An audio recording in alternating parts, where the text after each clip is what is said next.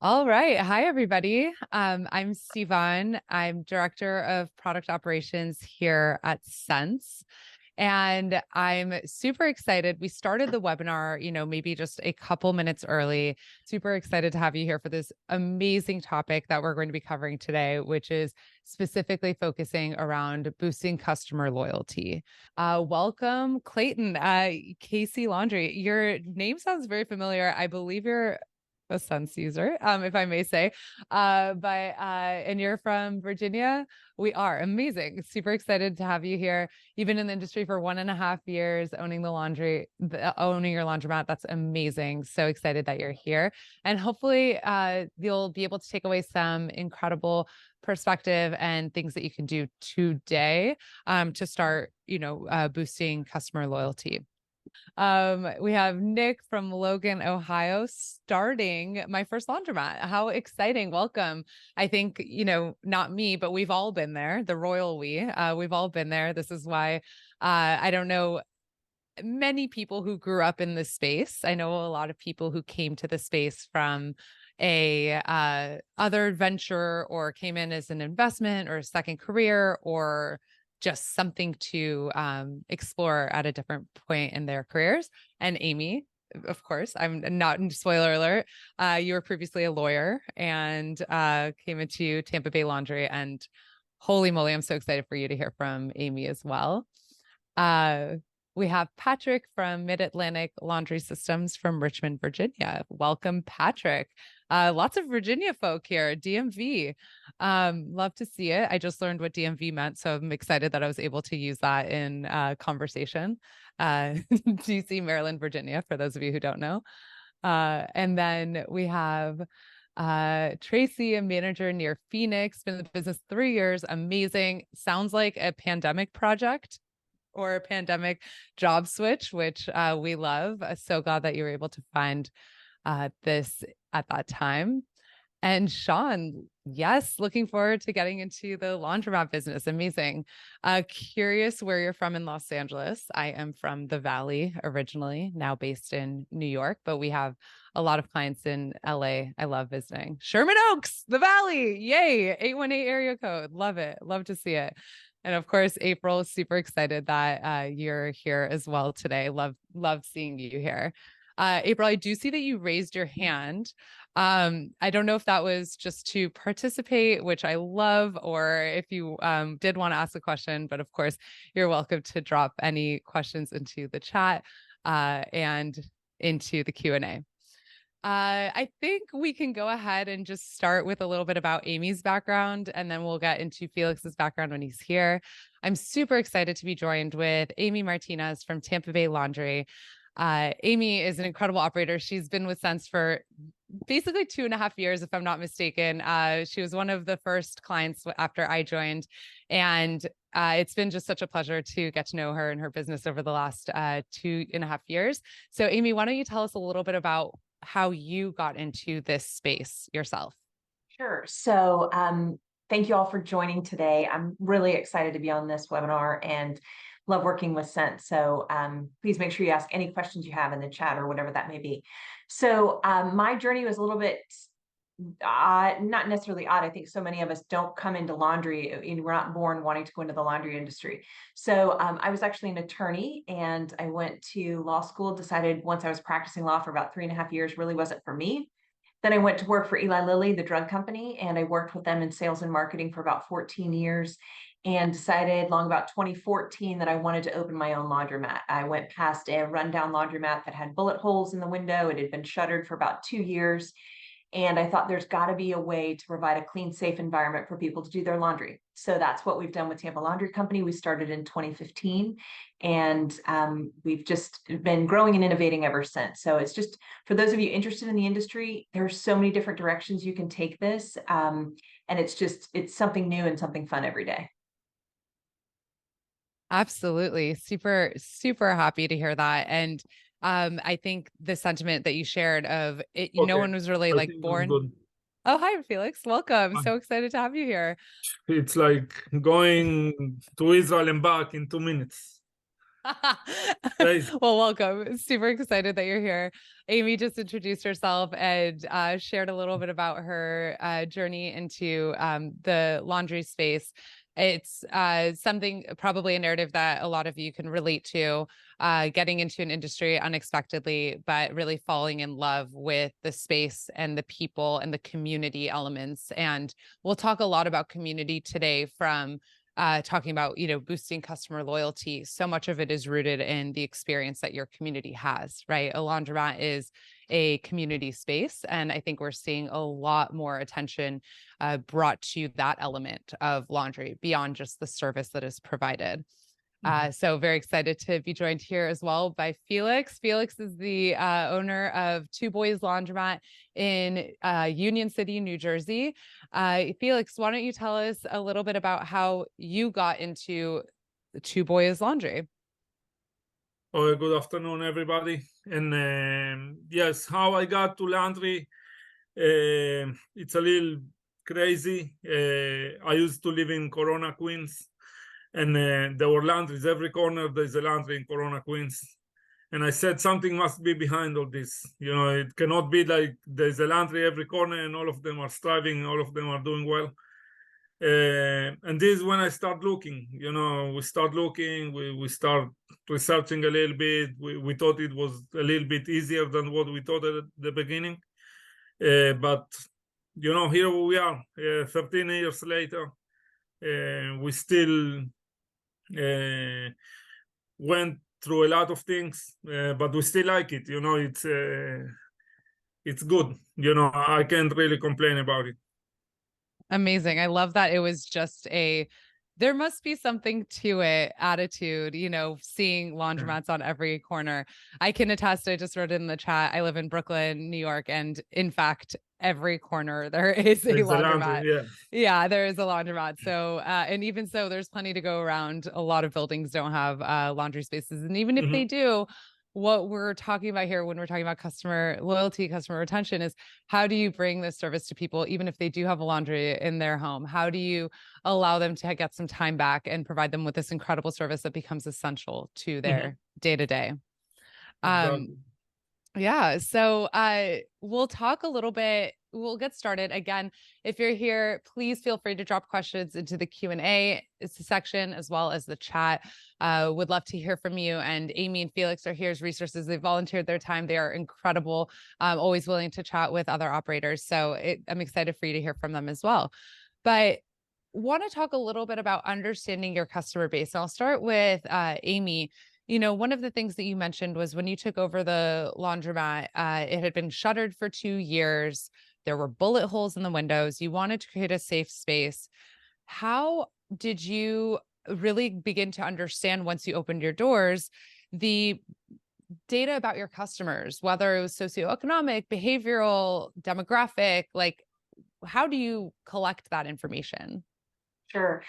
So our store is attended, and we also have the CCI card system at our store. So we are able to get some basic information on our customers when they register their cards. So that was helpful. But most of the intelligence we get and the insight we get on our customers are from our team. And our team is such a crucial part of everything we do at Tampa Laundry. They're out there, they're helping customers. Even though it's a self-serve laundry on what we call the self-serve side, we also have wash, dry, fold, dry cleaning, all that kind of stuff. Our team makes it a point to get out there with the customers, say hello, learn them by name. If they see someone coming up and they've got, multiple baskets of laundry, or they've got a child in tow, our team will run out and open the door for them, make sure they get in okay. There are so many things like that that are so small and mean so much to people. And that's really what we found is the key for us to this whole, customer loyalty, is being loyal to your customers, is making sure that they know how much you care and how glad you are to see them. And our operations manager makes sure to go around and tries to get everyone's name. And if they've come in 2 or 3 times, or when they come to pick up wash, dry, fold, it's, oh, hello, Mr. Martin, here's your laundry, before he or she ever asks for the laundry. Those are things they cost $0, and they make all the difference to the customers. Absolutely. I think about even Starbucks. That's something that sounds familiar to me with, like, the Starbucks mentality about you go to your local Starbucks, and if you're a regular customer, they know your name, they know your order. And I think that that is what drives so much of it. But something that you said that I think is a perspective that we all need to shift to, it's not only about boosting your customers' loyalty to you, it's about your loyalty to your customers. Like, that is such an incredible way to frame the whole experience of what are you doing to provide that experience and to be loyal to your customers. Those acts of kindness, those small gestures that really go a million miles. And I think for anybody who's worked in customer service before, these are the things that we, come to expect from any experience that we have with a business. I love that. Love how you're utilizing your attendance. Now, in your case, Felix, I know that you have a smaller team. Similarly, how are you like segmenting your customer base? I know that you offer pickup and delivery, you have wash and fold, you have self-service. How are you thinking about these different segments of your customers, specifically for like engaging with them for marketing and services and so on and so forth? So first of all, customers that come in to the laundry, usually it's always the same people that coming in. So if we see somebody new that it's looking at the machines, like the machines, it's going to talk to them or something, that you see that they are lost, that they never seen something like that. So, we approach them, we give them a little intro, this machine is for this machine is for this. If you want it to be washed properly, you can use this one, advise them a little bit. So because this is preventing us from them doing mistakes and then going to fix them.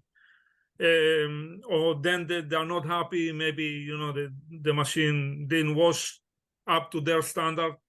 So if you come and tell them in the beginning, listen, these machines gives more water, these machines gives less water, so you kind of fit them in your space. So this way, it's they know what to expect and they are not surprised at the end. This is with the self-service. People that are coming to drop off, we already know all the customers. So if it's somebody new, welcome, here is our website if you want us to do pickup or delivery. If you want us to, we offer also dry cleaning.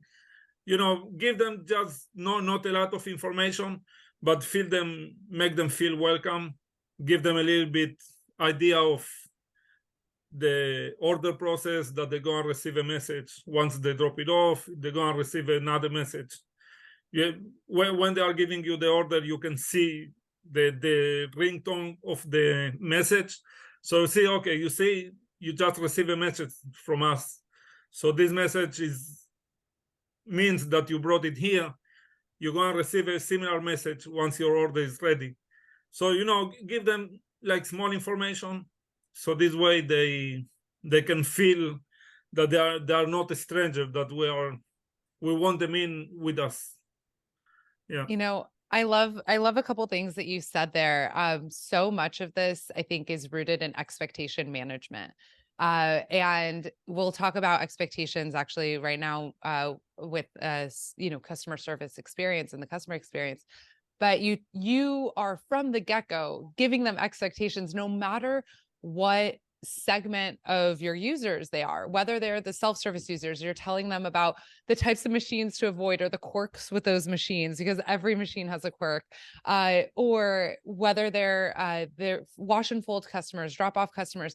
You're also telling them about how you're going to communicate with them, what other services you have available. I think that is such an incredible opportunity because with Two Boys Laundromat, you may not know off the bat that you also offer dry cleaning. You may not know that pickup and delivery is the thing. Remember, wash and fold is still very new to our audience of potential customers, let alone pickup and delivery. I think a lot of people outside of major cities don't know that this is something that exists.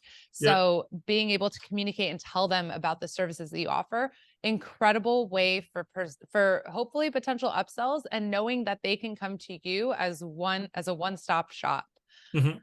Love those things. But, we did talk a little bit about this the other day, and I would love to, talk a little bit about customer experience, right? And Amy, I'm going to come back to this because the story still makes me, it still sits very deeply with me. But again, the bullet holes in the window, like you brought a new space that you wanted to be a safe space for people who are doing laundry as self-service.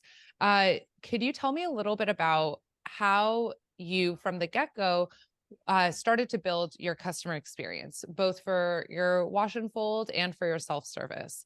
And, what are the things that you're doing to make that positive first impression for new customers? Yeah. So, as Yvonne was saying, our mission at Tampa Laundry is to create a clean, safe, friendly environment for people to do their laundry. It may sound oversimplified, but it's exactly what we try to do every day. So when I built out the laundromat, we have 16 security cameras, we have flat screen TVs, we have Wi-Fi, air conditioning.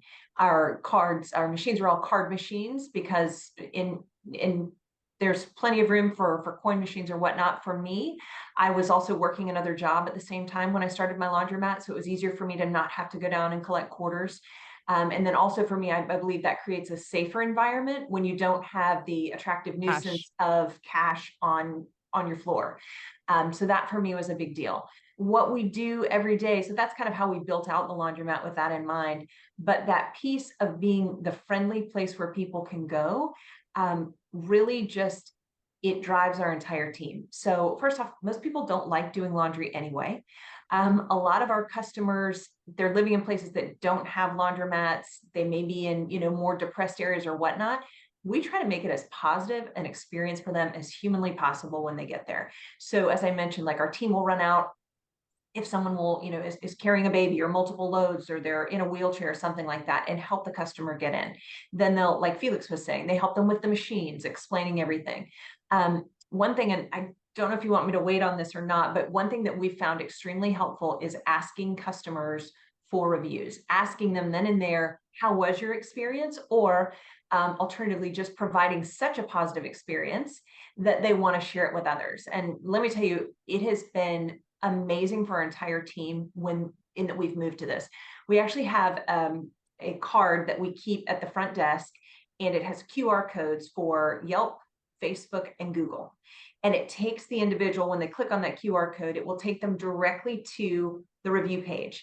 And our customers, just this morning, I woke up to 3 5-star reviews that came in from yesterday. And what we do then is what we call Feel Good Friday. So on Fridays, I send to our team I send them in real time, the 5-star reviews that they're getting. But then on Friday, we post that to social media so we can show others what people are saying about our team and the positive experiences they're having.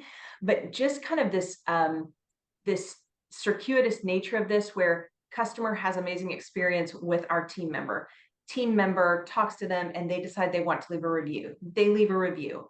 We tell the team member. To see the team member's faces when they know that they've gotten a 5-star review and they've made such a positive difference for people, I'm telling you, it just keeps going and going. It's that positivity train that just keeps on flowing, and it's been amazing for us. And it's as simple as just asking. When you see someone's had a positive experience, hey, would you mind leaving us a review? And not everybody says yes, but they don't have to. But they will keep coming back. Yeah, you never know until you ask. Let me tell you that. That's something that, if you guys know Alex Chakowski, our CEO, that is something I learned from him. Just ask and see what happens. But I love this idea so much. And I hope that for those of you that are tuned in right now, this is something that you can do today. Is you, first of all, if you don't have a Facebook page set up, if you don't have your Google business listing set up, then first do that, right? Like, let's get these pages up and running. Let's make sure that your customers have a way to engage with you and that new customers have a way to find you, first of all. Second of all, go ahead and make it easy for your customers. When we were talking about this the other day, Felix said, I don't like asking people for reviews. It makes you uncomfortable. I'm the same way, by the way. That is me. What I would feel more comfortable with is exactly what Amy suggested, which is creating the QR codes that link directly to these sites, whether that's Google, Facebook, Yelp, and having it straight front and center on your POS, so that someone, when they're paying a checkout with their phone, they could at the same time scan the QR code and get started with with your specific review. Now, one thing you also mentioned is that feeling of sharing that positivity with your team and how that gets the cycle continues, right? We all love to hear positive feedback. And I do want to share an example. One of our operators that we had on a webinar a couple of months ago, John Cooper from WaveMax. Hi, Alea, if you're here, hello. He talked a lot about his focus on 5-star reviews from the moment he opened up his doors, and what he's doing is he's actually incentivizing his attendants for every 5-star review that they get, after a specific number, or if their name is mentioned, they get some sort of bonus. I don't remember the exact structure of it, but again, that positivity cycle of I'm doing a good job, someone is highlighting the work that I'm doing, and I'm actually getting paid for it, not just the recognition for it. Love that. So, and then Felix, for you, I know that, Amy, or at least for Felix, I know that you're in the laundromat every day. How are you quality controlling that experience, that customer experience that your customers are having?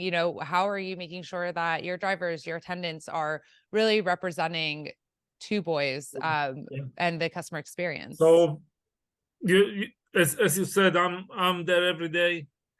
The customers know who I am, so I approach them, or those that have, like, I have a couple of weeks ago, or maybe a month ago, two ladies fought about a dryer, and one of them, it's a regular customer that she sometimes drop off when she doesn't have time, and I know her a little bit more than the other customer.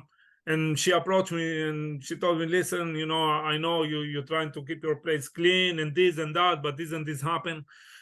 And, there's not much you can do at the moment, but, you try to give her that feeling that, that it's okay, that things happen, that we are there to help them in whatever they need. Or also to my attendants, I tell them, no, I know sometimes they're busy doing wash and fold, or focus on the wash and fold part. But I tell them, no, don't ignore the other people. Sometimes people just with a small, as Amy said, with a small thing, it goes way more than what you think. If they need, they're short with money, and they're gonna bring it to you later. Or somebody like where we are, they have a parking with quarters. So, let them change $1. It's not going to make me rich or poorer, but just give them that feeling that they say, oh, when I came to change a quarter, they took care of me, they didn't let me hanging. Maybe I can come and try. They see how the laundry is, organized and stuff, so they can give us a try. The same with my delivery guy.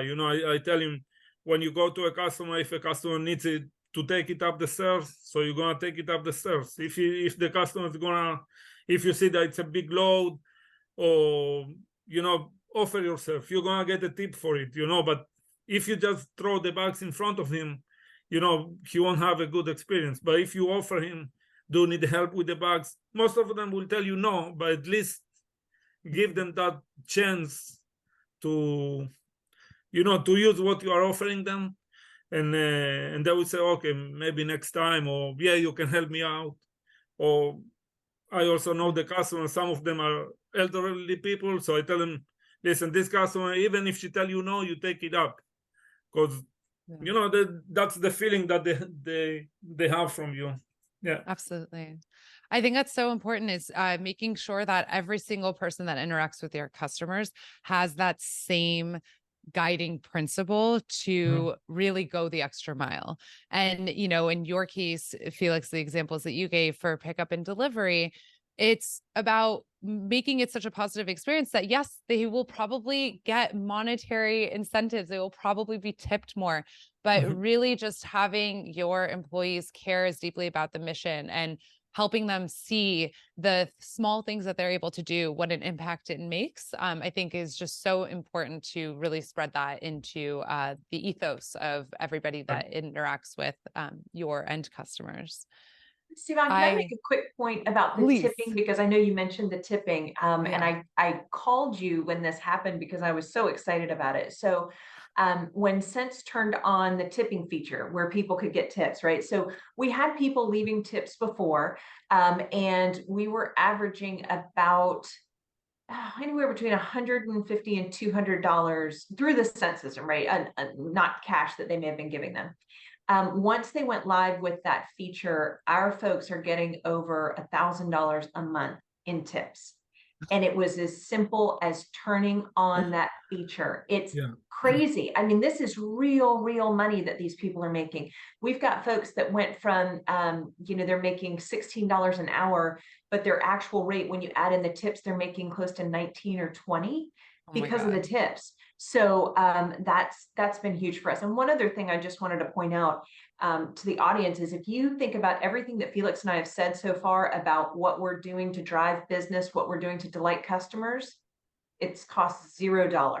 Nothing that we've said costs a dime, so it's about delighting the customers. We're not saying, hey, go out and find a social media manager and pay them, $5,000 a month or something like that. Every single idea that we've shared so far has been free.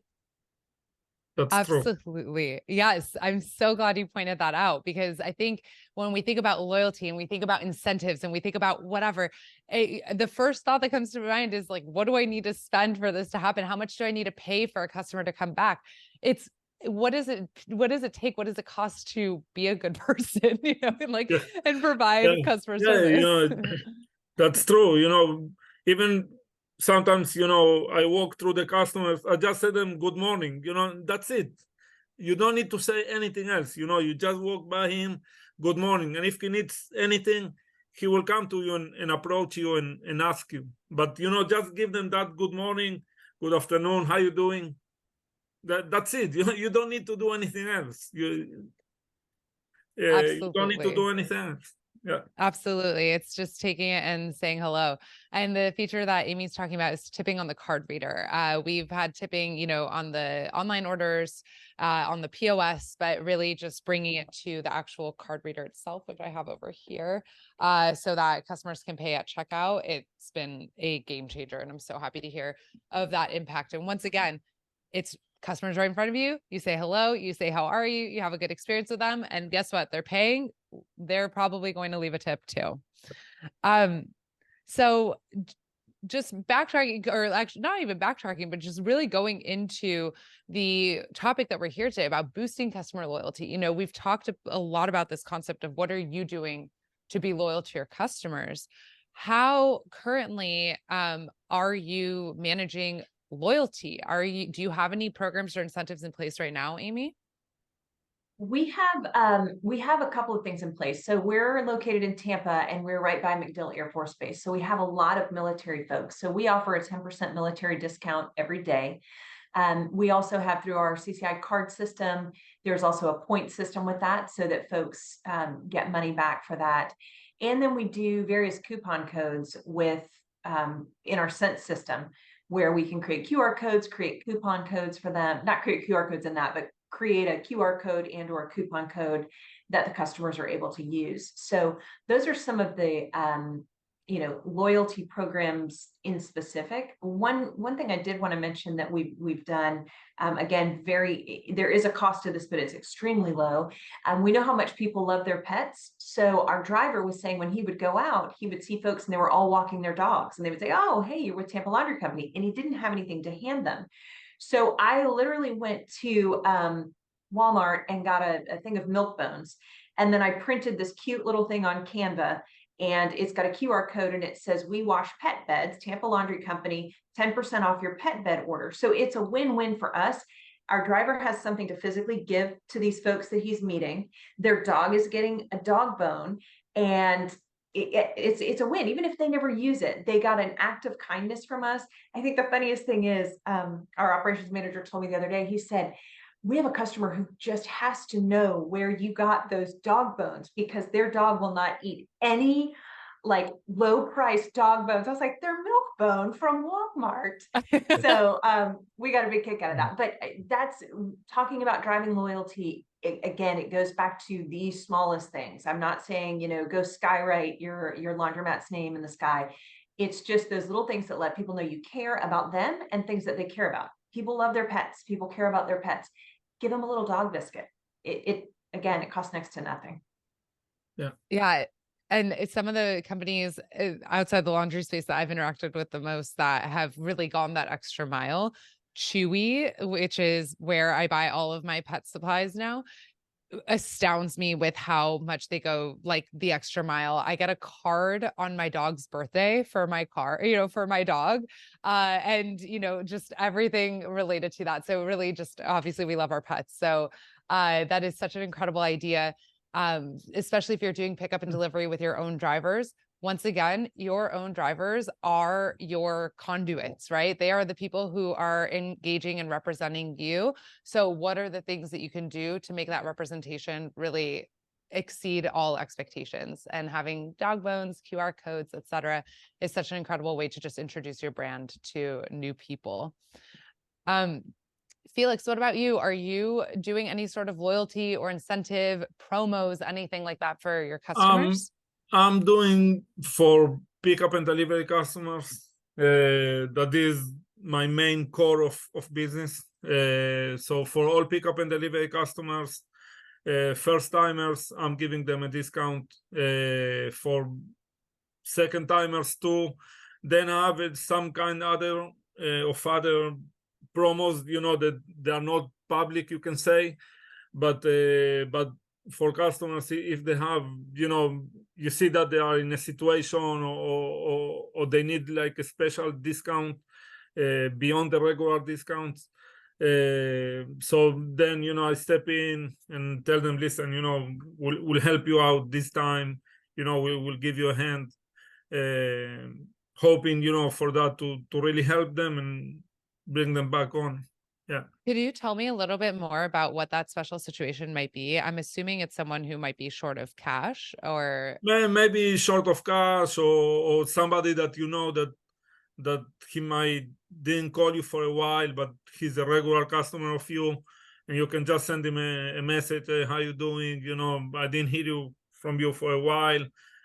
You know, so you just can give them a boost. You like they were always a good customer, and it's not worth losing them over a few dollars. You know, I think the best customers. I heard somebody saying that once, but the best customers are the customers that you already have. You know, like if you take care of them, they will get you more. There's not really need to go and try to get more customers. As long as you keep those that you have happy. If they're happy, they will bring you more. You don't need to go pay to get more, you know. So this is what I'm trying to do. 100%. A customer that will call me or complain, or maybe he have a situation with the order or something, I will do anything I can. Obviously, I won't just give him money, but I will try to make him happy, you know, the best way I can, to bring him back and to gain that confidence with us again. Absolutely. And I think that what you said is so important and something that, you know, I actually wrote down as a topic to talk about, which is how do you encourage repeat business, right? We all hear so much about acquiring new customers and I'm launching pickup and delivery. How do I get new pickup and delivery customers? When in reality, one of the bigger focuses that we should be having is what does it take to keep your customers and maybe even provide additional services to your existing customer base? Whether you have repeat self-service customers, how do you make your repeat self-service customers into a wash and fold customer even once in a while? How do you make your wash and fold customers into a wash and fold and dry cleaning, or a wash and fold dry cleaning and pickup and delivery customer even once in a while? And I think a lot of what you said, Felix, is really rooted in that maybe ideology. But yeah. Go ahead. I just want to say one thing. I think, you You know, when people give you their personal stuff, you know, it's they want to feel that you are really taking care of it all the time, you know, all the way. So they are giving you kind of your life, you know, for you to take care of it, you know. So you need to create that experience that they will trust you, you know, throughout all the process. So if you tell them you're going to pick up at certain time, you need to pick up at that time. If you're going to drop off at a certain time, you're going to drop off at the same time. Or is it going to be ready at this time? Yes, it's going to be ready at this time that you are requesting. You know, obviously within our capacities and abilities to do it, but you know, that build confidence with them that you are really taking care of it the way they are expecting you to do it.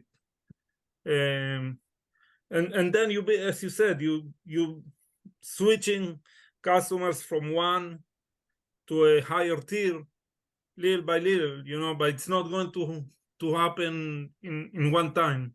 Yeah. It doesn't happen overnight. And I think staying true to your word is something that you all can probably attest to when you are engaging with businesses, restaurants, whatever. Do 1-to-1 say and do ratio, do what you say you're going to do. Yeah. And again, making sure that your clients' expectations are met. Amy, one of the things you mentioned that you do a lot of promo codes through Sense. You also offer your codes for active duty military members. How do you know if these promo codes are successful? How are you actually tracking this? Are you using data-driven insights? Like, what's your data process like? Yeah. So I actually just use the Sense reports for that. So I can see exactly who has used what promo code. And, you know, one of the things I'm testing out now is, do people like $5 off, or do they prefer 10% off? You know, it sounds small, but we're trying to look for patterns and see what's actually driving people to use our services. You know, Felix touched on this about customers who have not used the service in a while. We can take a look from our Sense reports and see, okay, these people haven't used us in 2 months. So we send out a code to them. It's miss 10. You know, it's like, hey, we've missed you. Use the code miss 10 for 10% off your next order. So I did that 2 weeks ago, and we've had 2 people use the code so far. So it keeps you top of mind with folks. And I know this webinar is not all about Sense, but just to say, those promo codes are a really great way for us to offer a lot of different promotions into a lot of different segments where, and again, they may never use them, but it's, wow, Tampa Laundry is always, you know, they're always offering me something, or they're always trying to exceed my expectations. One thing that I've always said about Tampa Laundry is we're never going to be the low price leader, ever. We're not going to be your lowest price dry cleaning. We're not going to be your lowest price wash and fold. We're not going to be your lowest price self-serve. But what experience do we create for our customers that makes it worth whatever we're charging? We don't charge exorbitant amounts, but we charge for the service that we provide. And I think if time and time again, you can show your customers, hey, without a doubt, if something goes wrong at Tampa Laundry, they're going to write me a check. And it hurts sometimes. It really hurts because, again, to Felix's point, you're taking things that are very personal to people, right? It's not like with dry cleaning where they send out a suit and or a blouse, and it could be a month before they pick it up because they don't even really think about it, right? You've got their favorite pajamas, you've got their favorite pair of socks, you've got their child's school uniform, right? These are things that they need back, and they need to know that you're showing them that level of care. And I just truly feel like if you put your marketing energy and your marketing, I say dollars, right? But marketing energy into delighting your customers, it's the best money. And I'm putting that in quotes because it doesn't cost anything. It's the best money you can spend. Yeah. I think that one thing that you mentioned about just the cutting checks, you and Felix, I think, are very share a similar mindset here about what do you need to do to really not what do you need to do, but just believing your customers, right? Could you tell me a little bit about the examples where you might have had to cut a check, much to your chagrin? Yeah, for sure. And I know that we did talk about this, Felix, where sometimes mistakes are made, right? And it's that old adage, fool me once, shame on you. Fool me twice, shame on me. So it's what we do is if a customer comes with a complaint, we believe them, right? Even as preposterous as it may sound, whatever light it may put us in, that first time we absolutely believe them. We will cut them the check. We ask for receipts, all that sort of thing. If it happens twice and we see that there's a pattern, then we start to dig in and then we start to figure out what's really going on here. But I truly, in the 8 years that we've been open, 99% of your people are honest. And if they come to you with a problem, they really do have an issue. So whether it be, hey, this machine didn't fill with enough water, it stopped in the middle, we just restart it. We don't hassle them. We don't ask a lot of questions. I think at their core, I believe most people are good. And but if we start to see a pattern, then we dig into it deeper. But again, we handle some very expensive items for people. And I don't know, those of you who are already in the industry, but no one ever loses their pair of jeans from Walmart. It is hands down this designer brand that they bought when they were in Paris, and they're one of a kind.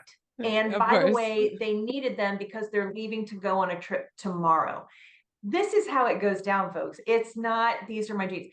There was one customer and somehow 2 pairs of jeans, something had happened with 2 pairs of jeans. And he brought in a receipt from Sam's Club for these 2 pairs of jeans. I wanted to write him a check for 4 times the amount because I was like, someone is being honest. Yeah. He bought them at Sam's. He brought me the receipt.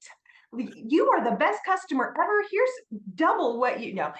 Go buy more. Yeah, that's how I felt. But I go on to say, just so those of you, either if you're new to the industry or you're thinking about it, mistakes are going to happen, and it's not about you do your best to prevent them from happening. But this is a very high touch industry. We've got a lot of folks working. We've got machines that are with chemicals and everything else. Mistakes will happen. It's not about whether a mistake happens. It's how do you react to that and how do you ultimately delight the customer? Because those are going to be the folks that repeat, and those are going to be the folks that reach out to their friends and say, there was a blouse and something happened to it, but they wrote me a check and I'll be a customer forever. Mm-hmm. Yeah. Believing your customers. And I think once again, staying true to your word, those acts of kindness, they all are going, they all are rooted together. And what are you doing to be loyal to your customers? I love that. Felix, you mentioned one of the things that you said was when a customer they used to be regular, then they haven't really shown up, and you reached out to them. How are you communicating with your customers? What are those methods of communication? Are you calling? Are you emailing? Like, how are you engaging with them? So it all depends who the customer is. I'm trying to step aside a little bit, but I know who the customers are. So, if it's a long-time customer, I would give them a call or send them a message. I won't show up in their door, but I will give them a call or send them a message. With some of them, I have like a more relationship, like a friendly relationship. So, they will tell me, oh, this and this, and so you see the situation. If it's somebody that it's kind of new, but that it's worth it. Either he sent a lot of clothes or he was very regularly and out of a sudden disappeared. I reach out to him and ask him, what happened? Like we want you back. We can, if the price is too high, we can always work something out. But show them that interest, that they are important to you too. That they are not a number only to fill up your roster, your amount of work or whatever. No, give them that feeling that they are important for you. So people are very cold. Here in the States in general, they kind of cold. They are not too relationship. So when you approach somebody with this act, they might take it differently and say, listen, somebody really cares for me. That's it. Amazing. So it depends. Basically, it depends on the customer.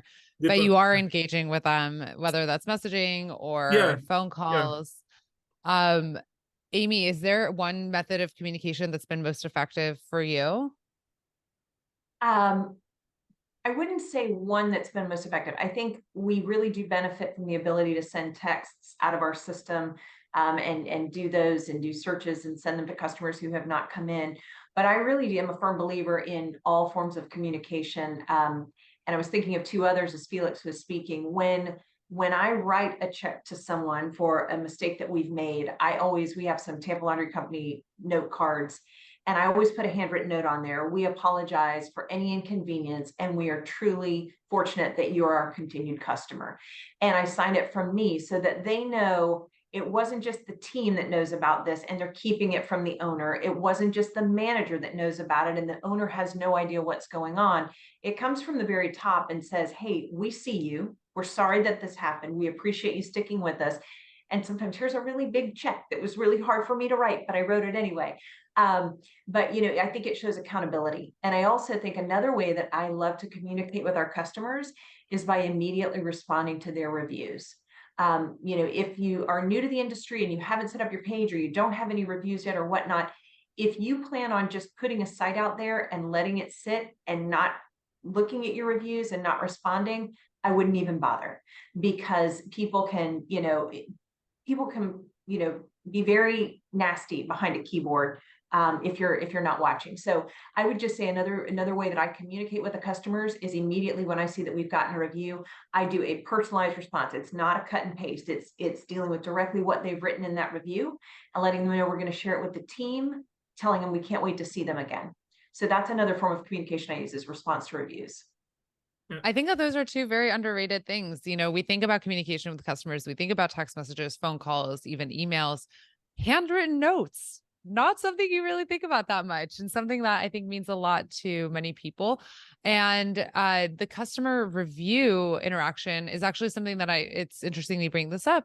But when you're mentioning specifically for positive reviews, God forbid, somebody comes in, you said that they are brave behind a keyboard. How are you acting upon negative customer feedback? Are you, or customer experiences that might make their way to you? How are you trying to incentivize repeat business from someone who may not have left you the nicest review? I think one of the most important things that I learned early on when owning my own business in laundry, and again, that bravery behind the keyboard. I think a lot of times people don't know that there's a small business owner sitting on the other side, seeing that review, who's like, oh my gosh, I can't believe this happened. But again, it is responding quickly. It's thanking them for their comment, thanking them for their review. And here's why. There's a lot of people that will leave you and will no longer be your customer, and you'll never have any idea why they left, right? There's something happened. They didn't share it with anyone in the store. They didn't share it with you. They didn't share it online, and you'll never get that customer back. I have multiple examples of when the customer would leave a 1-star review and I'd be like, we're so sorry this happened. We've done this, and this to fix this issue.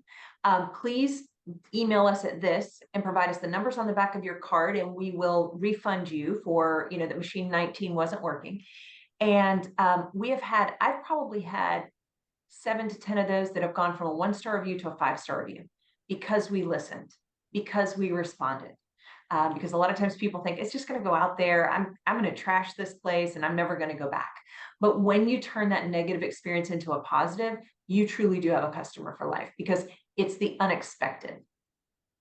Delight in the unexpected. Yeah. Sorry, go ahead, Felix. No, it's true what she's saying. It's sometimes by you responding to the customer,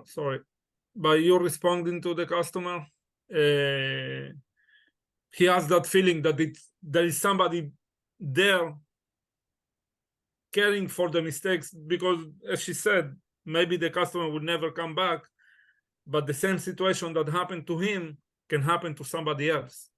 And you don't want that to happen to somebody else again. That might lead to a bad review again if you just let it slide.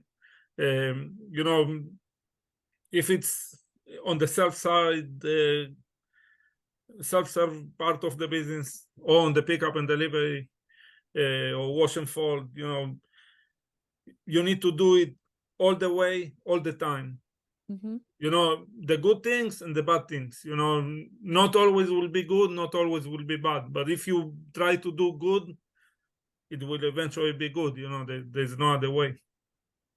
I think, yeah, and I think that that's something that is really important to understand, where it goes back into what Amy said very early on, which is, you know, talk to your customers, ask them how things are going, like maybe try to engage with them and find out things that are happening before it leads to that 1-star review. I think that also acting on the 1-star review after the fact, many people might think it's a lost cause, but there's no harm in trying. There's no harm in being authentically genuine and kind and trying to correct something that might be seen as a grave mistake on a customer's end. So now I want to talk a little, I want to encourage you guys, by the way, we do have only 10 minutes left, which is insane. This has been so amazing being able to talk and hear so many insights from you. I would love if anybody on the call has any questions that they want to submit. Sean, I see your question. This is maybe a little bit more involved. I want to save this to the end if possible. But if anybody has any questions related to customer loyalty, happy to dive into those as well. But what we're really wanting to understand here is identifying your kind of at-risk customers, right? We talked about people who haven't been to the laundromat, and you might know that they were repeat business for a long time. That takes a lot of, I feel, active engagement at the laundromat, right? Felix, all of your customers that come in, all of them on a pickup and delivery route. You notice their absence when they're gone. Amy, for someone who may not be in the laundromat every day, what do you consider an at-risk laundromat? Like, how do you think about the health of your customers? I keep a really close eye on it if I'm seeing, because I get on my phone if a recurring customer cancels their pickup or delivery for that week, and I see it happen a few times, and by a few I mean 2. For me is a few. 1, I'm like, what's going on? 2, I'm like, whoa, we gotta have an intervention here. And so my operations manager will reach out to that individual and find out what's going on. We had a woman who we found out she'd had a stroke. And so what it allowed us to do is reach out to her. I've been reaching out to her every week. Hey, how are you doing? Just truly showing genuine care. I could care less about the laundry piece. But when you truly care about your customers and you hear that these sorts of things have happened, again, I go back to, this is free, right? This is just showing true care and concern about other people. But to go back, I will have my operations manager reach out to them and say, hey, how's everything going? 9 times out of 10, they're on vacation. They were gone the week before and didn't have anything, or, just there's usually a good and small explanation about it. But we do make it a point after 2 missed pickups to reach out to the individuals individually to see, hey, did something go wrong? Can we offer you in? And if something did go wrong, hey, give us another try. Here's a 50% off code. Because as Felix said earlier, it's much easier to keep a customer. It's simple physics, right? It's much easier to keep a customer than to obtain a new customer. I love that. Being able to re-engage them with a promotion like that, a one-time thing. Yes, it might be a loss or no profit for that order. But again, the lifetime value of your customers is beyond. Also love that you're catching things really early, right? For some people, maybe 2 missed pickups is no big deal, but 2 missed pickups for a weekly customer or even for a biweekly customer, something's going on. What can you do to proactively engage with them and understand what's going on in their lives? And like Amy said, so many of the examples that Amy and Felix have given today, these things are $0. Like, it really just comes down to being a caring person. And I think something that is so special about being in a small business, being a small business owner, is you are a human. You are not a corporation. This is not a McDonald's chain where, they could care less maybe about a negative experience one person had. This is something that you take very personally. It's a representation of you and your brand identity.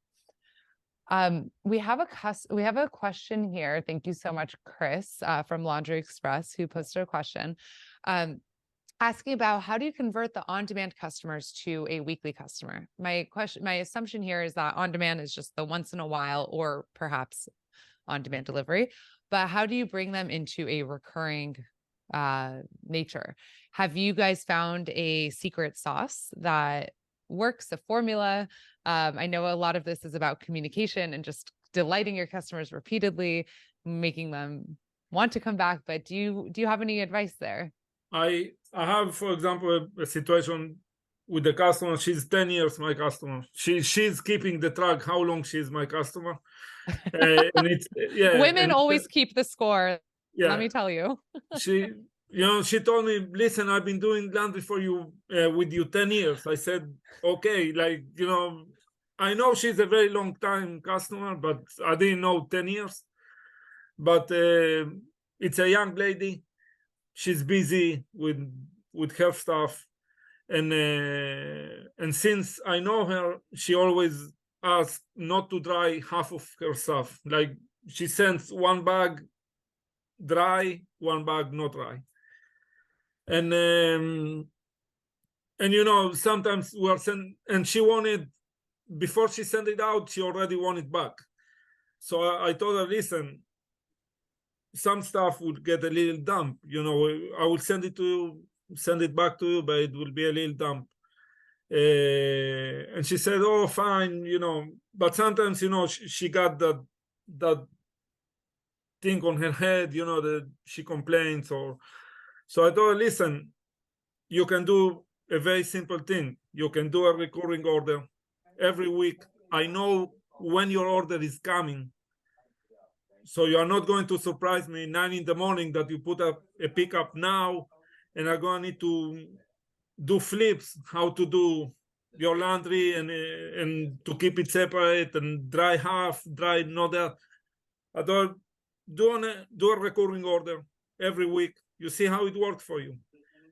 If it's something that you like, you keep it. If it's something that it's too much, adds more stress than what you already have, you cancel it. But I thought, by us knowing that you are going to send that order every week, we can prepare much better for your order and to serve you better, and that's a simple thing. Or you can guide them through the app, how to set it up. I had a customer, also, she's a little elderly lady, but she can still do computers, place orders and stuff. So she told me, listen, it looks very nice, but I'm afraid that I'm going to have trouble placing the order. I don't want to mess it up. I told her, not a problem. You let me know when you have time. I come to your house. I place the order with you. We go through the small details, and that's it. And by this 5 minutes visit that I did to her, she's my customer forever. And it cost me nothing. It really cost me nothing. You just need to know how you communicate with the customer for you to gain him. And that's it. Mm-hmm. I love that. It's, again, just going that extra mile of understanding your customer and also mentioning to them that this is a possibility. There are a couple of examples that I can think about that may cost a little bit of money just in terms of printing, but you can always create little, little cards or even in a handwritten note, as Amy said, and you could put it into the wash and fold order, the pickup order, and just say, hey, did you know that we offer weekly pickups, biweekly pickups, recurring pickups, and for 10% off, and simply choose recurring at checkout or something like that. Making people aware of the service that you're providing is a very simple step that you can do. And at least through Sense, we have the ability to offer a discount for recurring orders, and we try to highlight that whenever someone places a order online. Now we are at time, which is so crazy. We're going to, run just a couple minutes over because I want to do a quick little recap and also ask for some closing words from Amy and Felix here, who have been so generous with their time today and so insightful. But I just want to recap a couple of the key takeaways that I have, and that from today's session about things that you could do to drive customer loyalty today. Now, once again, remember, this is all rooted in your customer's experience. So making sure that everybody that engages with your customers understands that goal is, how do we provide the best customer experience? How do we emulate being a kind, good person? What are those $0 things that we can do? Helping open a door, talking to somebody, asking them about their experience, asking them about their day, and giving and helping to meet, adjust their expectations, even with educating them about their machines and what their experience will be like for drop off or pickup and delivery, and so on. Staying true to your word, doing what you say you're going to do, dropping it off at the time that you say it's going to be dropped off, picking it up at the time it's going to be, and making sure that you are really providing them with that top-notch, delightful experience. I love this tip from Amy about QR codes and feedback and reviews, making it super easy for your customers to leave you a review. Make sure you have your business pages set up on Yelp, on Facebook, on Google, and link it for customers to leave those reviews in real time and engage with those reviews in real time. As Amy said, this is something that's so important. Don't let even your 5-star reviews, don't let your 1-star reviews, you provide them with a personalized follow-up, and make sure that you are, at least engaging with your customers in every possible way. Offering promos, if you're by a military base, if you're by a firehouse, etc. What are the groups of customers that you can offer those promotions to? And what are the promotions that you can offer to customers who might be slipping away, right? They haven't come, they've missed 2 pickups. How are you engaging with them and making sure that you're consistently bringing them back into your store? And owning up to mistakes, right? Mistakes are going to happen. How can you react to that? How do you delight your customers? How do you make sure to reach out and rectify the situation to encourage them to come back? Now, obviously, you guys have already shared so much, but is there, beyond the things that we just talked about, the Google, the reviews, the et cetera, what's something listeners can do today? What's an immediate step that listeners can do today to engage with their customers or enhance their experience, their customers' experience at the laundromat? Obviously, we've talked so much, so totally get if there's nothing more. But Amy, is there one immediate thing that you would suggest? Yeah, it's pretty simple. Take one thing that Felix or I have talked about today and actually do it. I know that sounds really easy, but sometimes life gets in the way. We get very busy with our jobs and everything else. And we have these great ideas of things that we're going to implement, but we never do it. So take just one of these things. Maybe it's asking for reviews. Maybe it's going out and physically talking with your customers and welcoming them. Maybe it's asking your team, hey, if you see someone coming in the door, go out and help them in.